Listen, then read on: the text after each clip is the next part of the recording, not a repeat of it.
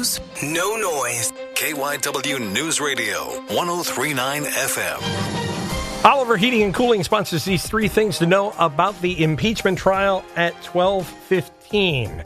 Senators have voted 55 to 45 to allow for consideration of witnesses at the trial. This will likely delay any final vote, at least through the day today. Democrats, for their part, think that this will help their case even if it does not result in the conviction of the former president. All that coming up. And good afternoon, everybody. I'm David Madden. Dan Micah is at the editor's desk. It's 12:15 on News Radio. Let's go to the newsmaker line right now and speak with Bill Rosenberg. Bill is a political science professor at Drexel University. Bill, firstly, thanks for joining us on such short notice. So tell me here, bottom line, firstly, did you expect this to happen right now?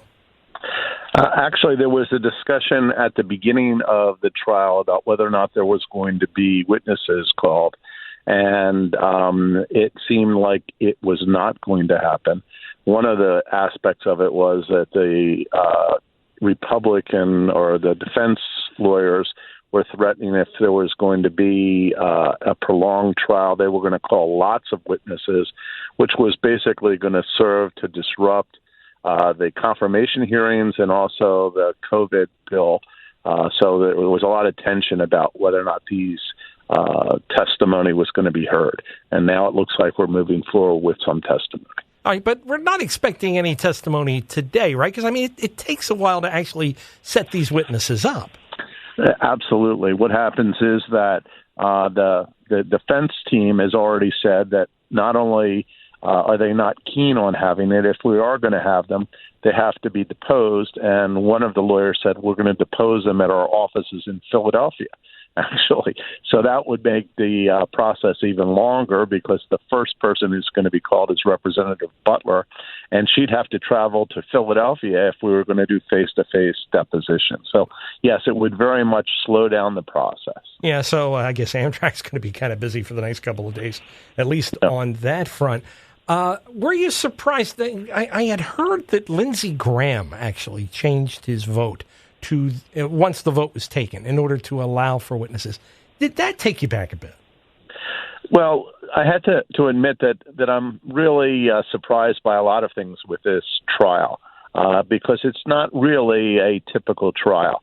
We have Ted Cruz, Lindsey Graham, and Mike Lee from Utah meeting outside of the Senate chamber to discuss strategy with a defense team of Donald Trump. You know, it's very unusual to have a jury meeting with one side of the team.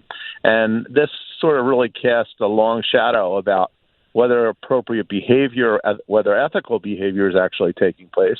At the same time, I have to acknowledge that the Republicans are saying that Democratic senators sent questions along ahead of time to the Democratic prosecutors, essentially, to let them know the questions they were going to ask, to be well prepared to be able to provide answers for it. So the whole thing is largely a show trial in the sense that most people already know how they're going to vote. And I think the real jury, and this is not so much the senators, but the court of public opinion, to get the record straight about what actually happened, even if Donald Trump is not convicted of impeachment. Bill, we have about a minute left here. I just want to get to the bottom line at this point. Once we get through these witnesses, however many there are going to be, how long is this going to take? And do you think it's going to change the bottom line at all? Well, I think it really depends on how many witnesses are called.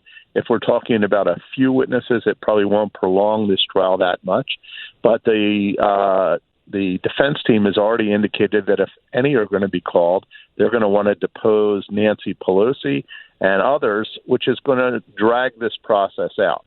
I think both sides want to have an ending to this for reasons to make it quick and also for reasons to make it a little longer. The Democrats want to move on, and particularly Biden wants to move on to his $1.9 trillion COVID relief package. He doesn't want to have this going on and on if we're not going to really have any change in what happens with the conviction or non-conviction of Donald Trump. And the Republicans, I think they're taking a little bit on the chin with a lot of this information to make sure that there's not a ruling against Donald Trump, but also not a negative image for Republicans as they're facing the 2022 and 24 elections. Good enough. Bill Rosenberg over at Drexel University. Thanks so much for your time.